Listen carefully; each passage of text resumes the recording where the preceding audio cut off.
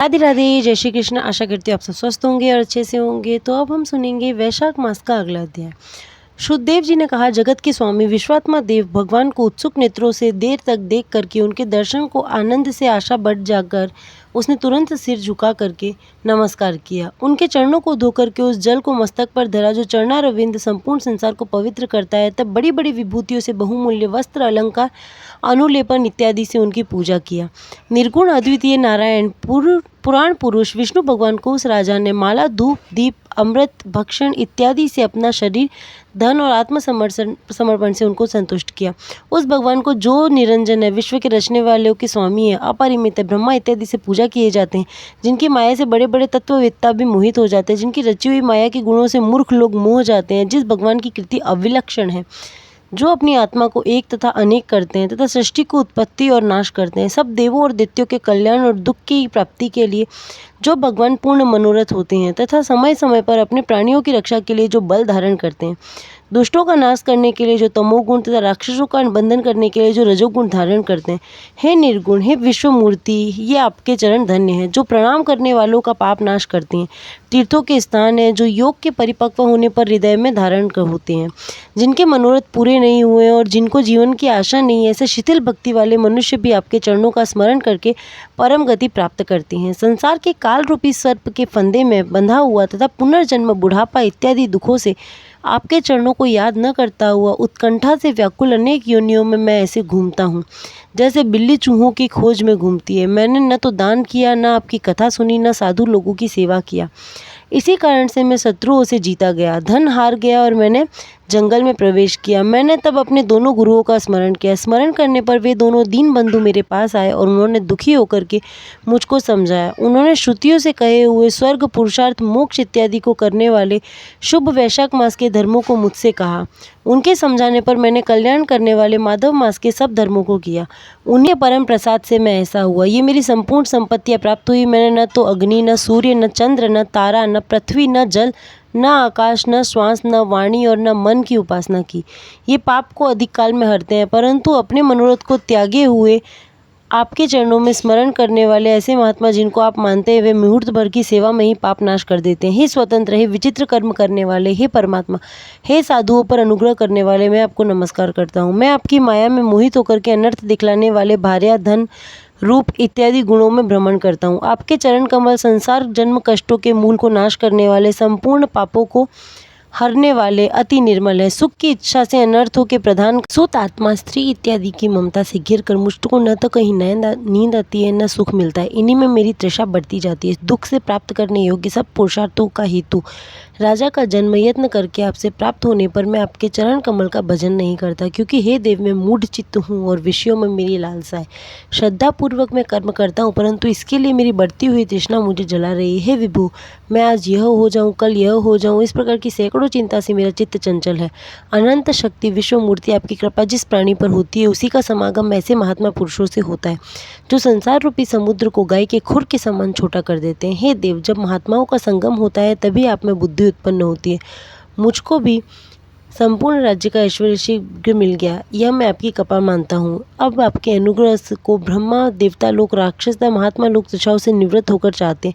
हे विभु, संसार से मुक्त करने वाला अच्युत चरण कमल को मैं आदर पूर्वक स्मरण करता हूँ। अभागी को भाग्य देने वाले आपके चरण कमल को छोड़कर मैं किसी अन्य पदार्थ की प्रार्थना नहीं करता। अतः मैं राज्य, पुत्र आदि, कोष, दास दासी और प्राण की भी इच्छा नहीं रखता। केवल मुनियों से चिंता किए जाने वाले आपके चरणारविंद की उपासना चाहता हूँ। हे देवताओं के स्वामी, हे जगन्नाथवासी, हे प्रसन्न होइए, आपके चरण कमल में भक्ति हो। हे प्रभु, स्त्री को, पुत्र, अपने धन इत्यादि गुणों से प्रेम मेरा हट जाए। कृष्ण भगवान के चरण कमलों में मेरा मन निरंतर लगे।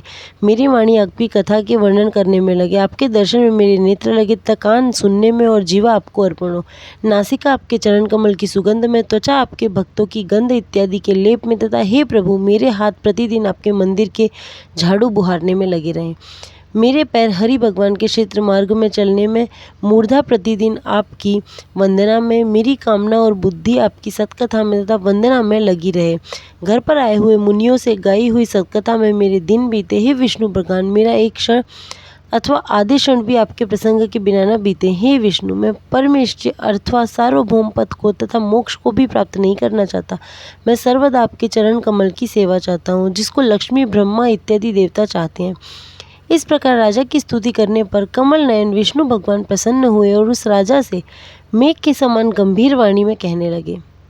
श्री भगवान बोले, मैं तुमको पाप रहित निष्काम श्रेष्ठ दास मानता हूँ और तुमको यह वर देता हूँ जो देवताओं को दुर्लभ है। तेरी 10,000 वर्ष की दिव्य आयुष हो, तेरे पास नाश न होने वाली संपत्ति हो, मुझ में तेरी गाढ़ भक्ति और अंत में तू सायुज्य भक्ति को प्राप्त हो। तुम्हारे लिए स्त्रोत से जो लोग संसार में मेरी स्तुति करेंगे, उन पर प्रसन्न होकर मैं अवश्य उनको मुक्ति और भक्ति दूंगा। अक्षय नाम की यह तृतीय संसार में प्रसिद्ध होगी, जिसमें भक्ति और मुक्ति देने वाला मैं तुम पर प्रसन्न हुआ।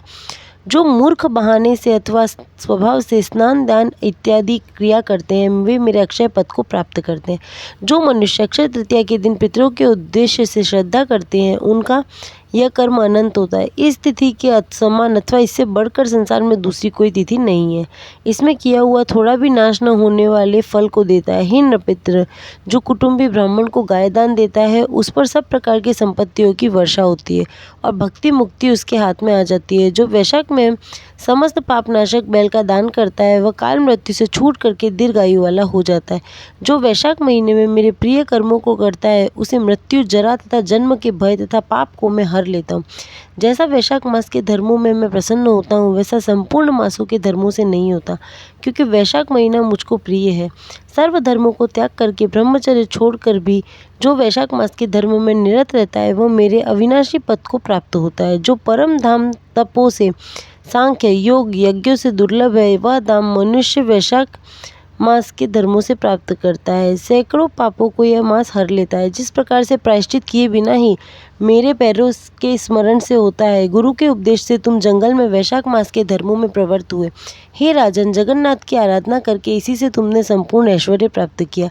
इस धर्म से प्रसन्न होकर मैं तुमको प्रत्यक्ष हुआ हूँ। देवताओं को भी दुर्लभ इन भोगों को तुम इच्छा पूर्ण भोग कर यह वर उसको दे करके देवों के देव जनार्दन भगवान सब लोगों के देखते ही देखते अंतर ध्यान हो गए। तब वह श्रेष्ठ राजा अति विस्मित हुआ।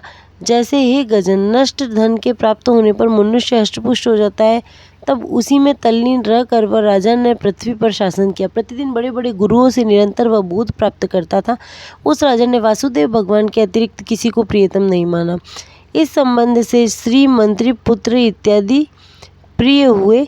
इसने बारंबार वैशाख मास के कहे हुए सब धर्मों को किया और इस पुण्य के प्रभाव से पुत्र पौत्र इत्यादि सहित देवताओं को भी दुर्लभ सब मनोरथों को भोग करके अंत में चक्रपाणी विष्णु भगवान के सायुज्य मोक्ष को प्राप्त हुआ। जो इन उत्तम कथा को सुनते हैं अथवा सुनाते हैं, वे सब पापों से निर्मुक्त होकर के विष्णु भगवान के परम पद को प्राप्त करते हैं। वैशाख मास का ये अध्याय यहीं पर समाप्त।